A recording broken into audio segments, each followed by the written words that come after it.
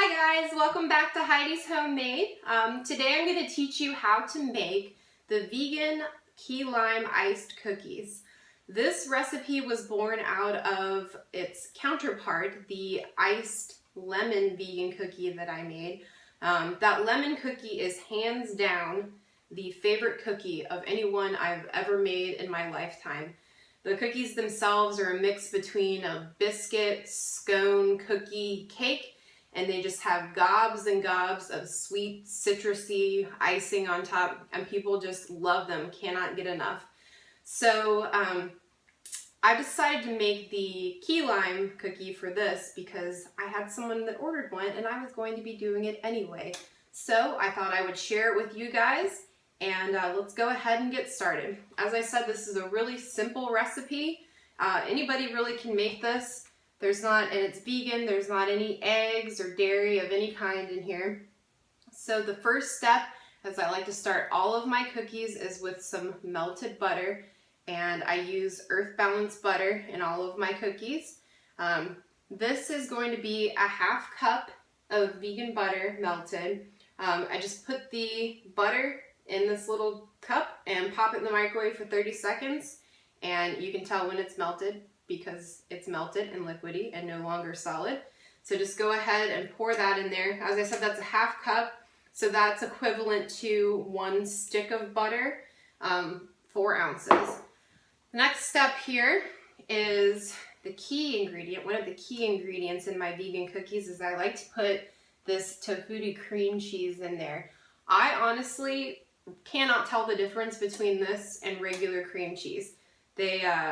They really do a good knockoff vegan variety, and it's not that expensive at all. So 4 ounces of that in there too. I already have 4 ounces scooped out from a previous recipe, so just 4 ounces left in there. And then once you get that into the bowl, just give it a quick whisk. The butter's already melted in there, so the cream cheese, you don't need to soften it or anything. That cream cheese stays pretty soft in its container. Just blend it until there aren't any huge lumps of the cream cheese in there. There could still be some tinier lumps in there. That's okay, because it'll get all blended in. And then the next step here is to put in the sugar. In this recipe, I only use powdered sugar. So we've got 2 cups of just regular powdered sugar that we'll dump on in there. That down. And then after we mix this in a little bit here, I'm gonna go ahead and ditch the whisk and switch to a spoon because it's gonna get too thick and it's gonna get all weird and gross on the whisk, and I just don't like messing with it. So we'll go back to my wooden spoon. I always like to mix all of my cookies in this bowl and with a wooden spoon. This bowl was my mom's bowl, so it's about 70 years old, and I really mix every batch of cookies that I make in this bowl when I make them at home. I will be very sad the day that I drop this bowl or that it breaks. So I'll continue hand washing it and taking good care of it until that point. So that's all blended up there. You shouldn't really see any lumps of cream cheese. It should be a pretty runny mixture at this point.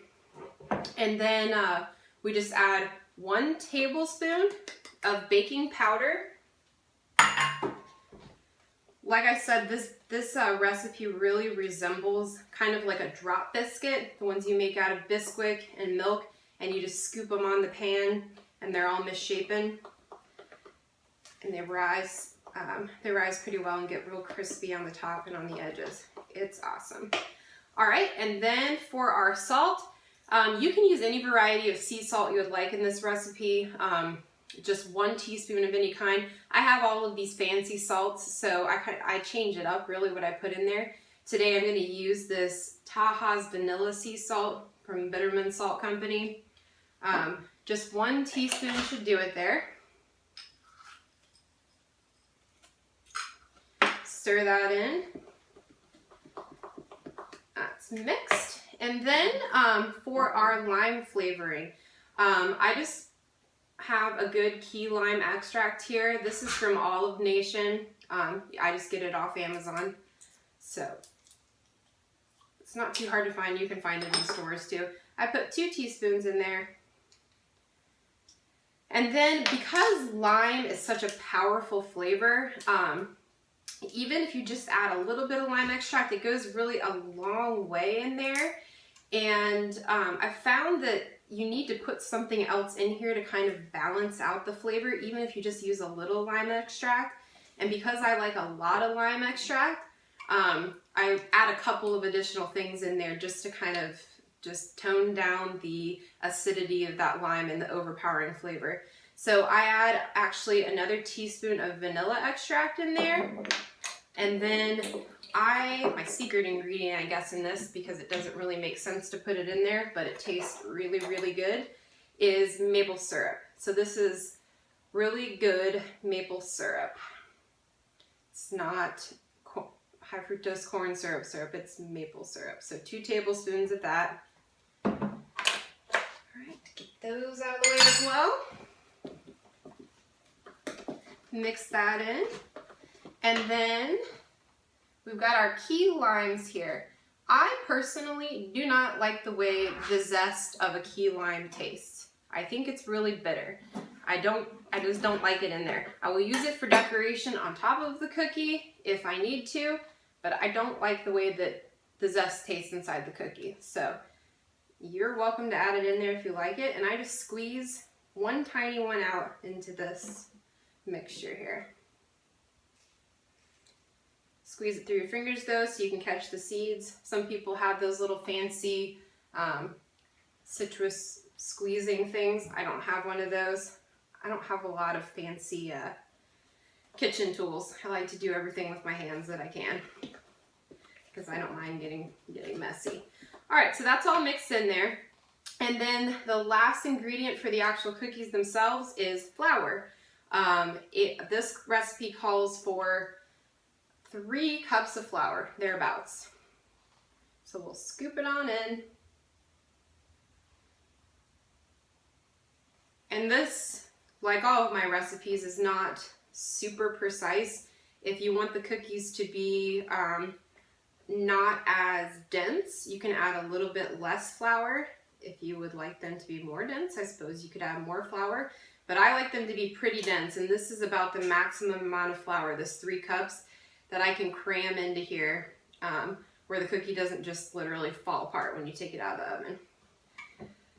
So stir that in really well. And if you've added too much flour, which I have done before to this recipe, and you get to the point where you can't stir it and it's all falling apart, to add extra liquid in there, you can just add a little bit of almond milk. I've been known to just add quite a bit more maple syrup in there, and that works out just fine. All right, so this should be really very doughy, almost like bread dough. See, like that. All right, so then, get out of the way there, lime. We will scoop these onto our cookie sheet.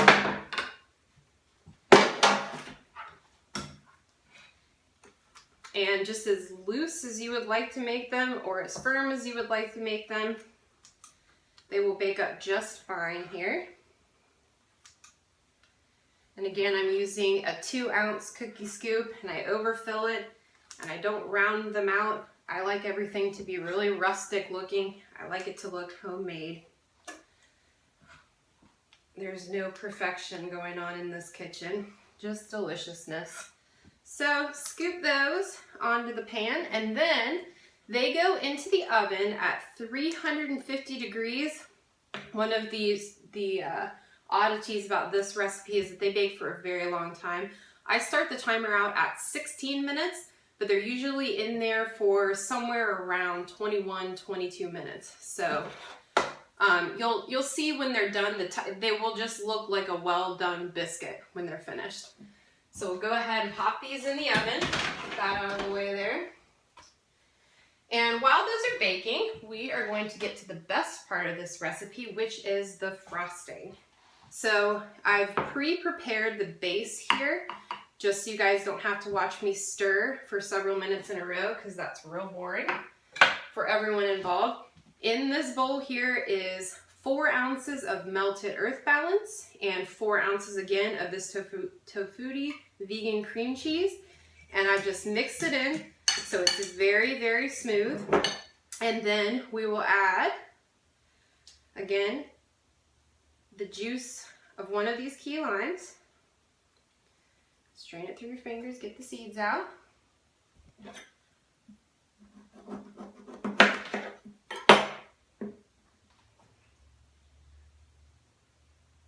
All right. And then we will add a teaspoon again of this lime extract. And then 2 teaspoons of maple syrup.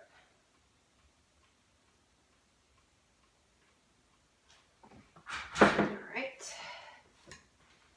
Give that a quick stir. And then for the best part here, got my big container of powdered sugar here.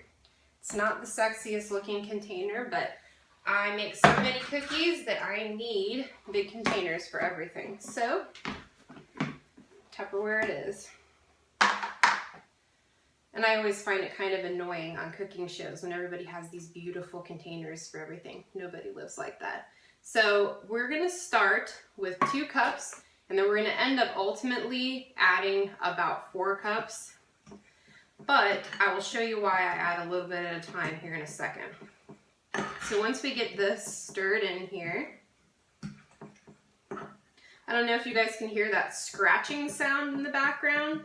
It's coming out periodically. That is my dog trying to bust into the kitchen, but he is not allowed in here because he's loud and kind of obnoxious. So I'll give him a cookie later. No, tide him over. So hopefully the mailman doesn't come during this filming, or you will also get to hear him bark and maybe get pepper sprayed by the mailman. That happens sometimes too. It's fun stuff around here. So now, like I said, there's a reason that I add a little bit of powdered sugar at a time. I need the food coloring to be added at this stage. If you try to add food coloring to a cake recipe, a frosting recipe, any sort of recipe at the end, you're gonna get these weird streaks in there because it's not gonna blend as well. So because this is key lime, I've worked really hard on refining the color of this key lime frosting. When I first made it, it was just like Kermit the Frog, kind of like my shirt here. And it was ugly looking. It looked fake. It looked like a Jolly Rancher. So the key to key lime coloring is the tiniest bit of green there. That was not the tiniest bit that I wanted. I'm gonna scoop some of that out of there actually. And then once you get, dude, that dog has not given up. Get this kind of, you'll get kind of like a mint looking flavor as you add a couple drops in there. And the secret is to add a little bit of yellow too. So add a little bit of yellow in there.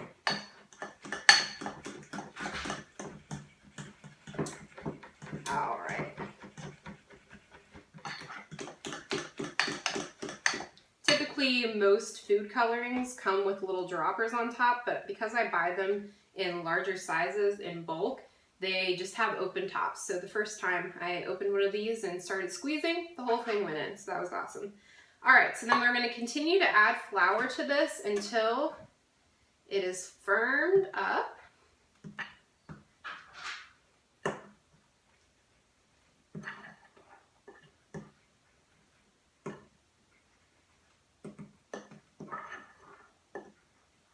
That's looking really good here.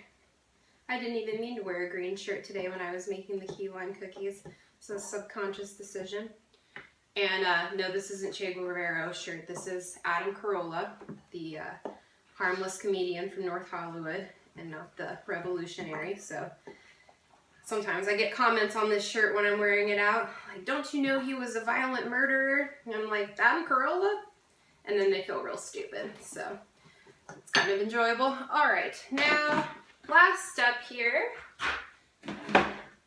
is to frost the cookies. The original batch is obviously still in the oven, so I made some pre-prepared for the purposes of instruction. So just take a good, and look at these cookies here. See, it just looks like a drop biscuit. There's nothing extraordinary looking about the cookie itself until it gets frosted, and then it becomes amazing. So put as much or as little frosting on there as you would like. I love frosting. Don't really care for cake that much, but I will eat the frosting off of an entire cake if you let me. There we go. And then I like to, just so everyone is really clear on what's actually in the cookie, just take a little slice of key lime there and plop it on top. And we'll come around here like we do. And there is the finished product. So thank you guys for watching and good luck with your baking. And I will see you guys again soon. Bye.